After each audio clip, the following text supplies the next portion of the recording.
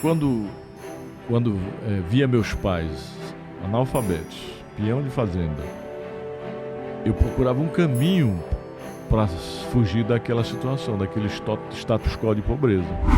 E qual era o caminho? O caminho que eu via era através da educação. Falei, eu tenho que me formar. E na época, o que se pensava? Ser advogado, médico ou engenheiro. Inicialmente eu queria ser médico. Eu falei, vou ser médico. Porque quem era importante na cidade era o médico e o prefeito, né?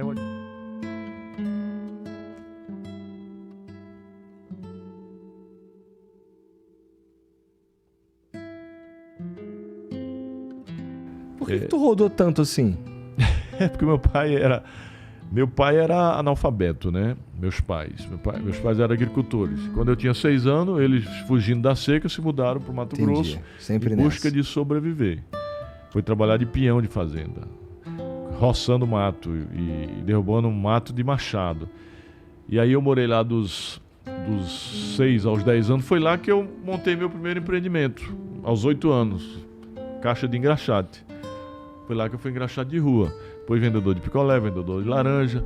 Aí depois, aos 10, ele estava ruim lá, ele se mudou para Pimenta Bueno, em Rondônia. Na época era distrito de Rondônia, não era estado. Quando a gente chegou lá em Pimenta Bueno, é uma cidade pequenininha, entre 2 rios, né? Tinha aldeias de índio, até hoje tem, mais civilizado. E os índios andavam nus na cidade.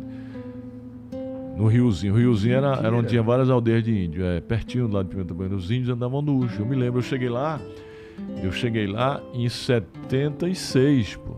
Era Distrito Federal, não era Estado. 76, com 10 anos. E aí, era tão engraçado e selvagem a cidade. A BR não era asfaltada, era BR na terra. Quando chovia, era aqueles caminhões atolados. Uhum. A BR, eu me lembro até hoje.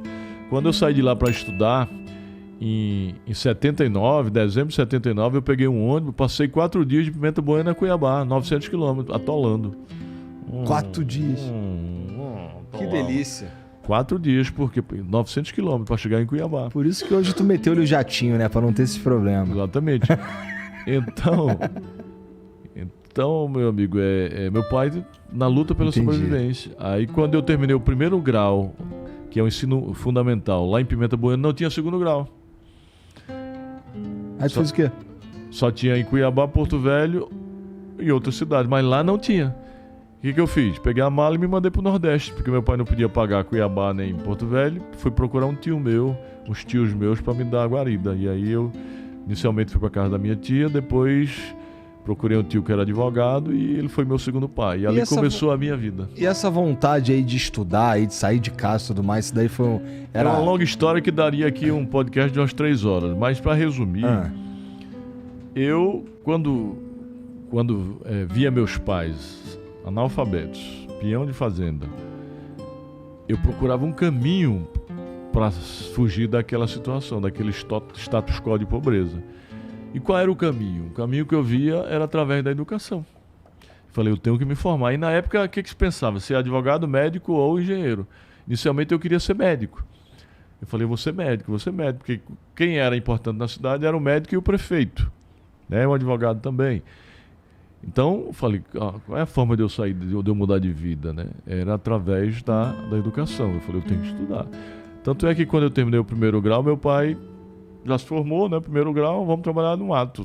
Eu falei, não, peguei minha mala, já trabalhava, já tinha sido funcionário de loja, já tinha sido office boy em escritório de contabilidade, já tinha sido até locutor infantil na radiodifusora da cidade. É mesmo?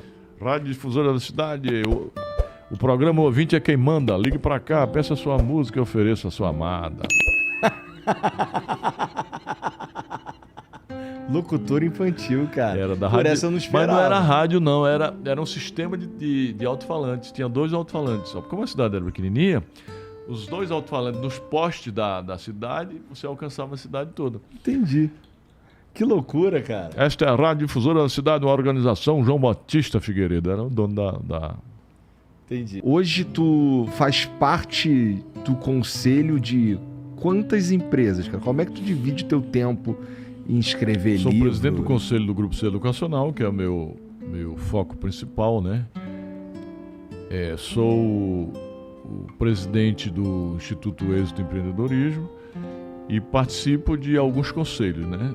Dentre eles, o que a gente vai instalar da Estames Ré, que a gente está próximo de instalar, estamos organizando a casa para criar o conselho de administração e eu vou participar de alguns conselhos, né? E nos conselhos a gente traz as diretrizes estratégicas da empresa, de crescimento, onde é que a gente vai montar, como é que vai montar. Existem muitas coisas em comum nas empresas que tu faz parte? Muitas.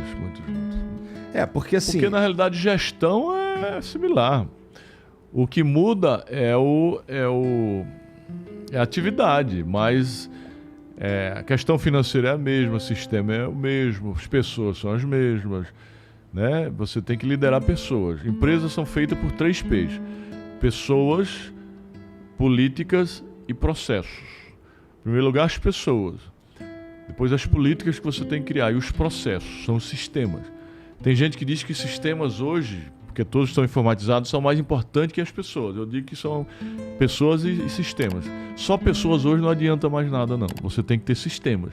Porque as empresas de hoje, não são feitas por pessoas extraordinárias, não. São por sistemas extraordinários, por pessoas boas, conduzidos por pessoas boas. Porque você não tem condição de contratar pessoas extraordinárias para poder, nem pode pagar por elas, não é? Então você cria sistemas de gestão, você já está tudo feito aí. Os sistemas estão feitos. Você contrata, compra, aluga, contrata. Eu estou falando para gerir a empresa, né? E traz pessoas boas para poder alimentar os sistemas para gerir a sua empresa. Agora, Entendi. Tem a parte técnica que tem que ser feita por pessoas extraordinárias, a parte técnica. Mas a de gestão, pessoas boas. Dão conta do recado se tiver um processo, um sistema bom. Um sistema bom. Entendi. Bom, então tem vários pontos de interseção. De intersecção, muitos pontos. Muita coisa que... Eu, por exemplo, sou do Conselho de Administração da Non-Stop. Já vou falar na Non-Stop, que cuida dos influencers, do Tiro Lipa. Não sabia não que tu estava enrolado na turma da Non-Stop. Eu sou sócio lá. Interessante. E sou o presidente do conselho. Muita coisa que a gente aplica lá na governança corporativa vai ser aplicada lá. Essa deve ser a mais complicada, hein, Janguia? Não é a mais complicada essa? A Non-Stop? Não, o que ela faz, a gestão não, mas as pessoas que estão lá são complicadas, porque as pessoas que a gente trabalha são pessoas famosas, né?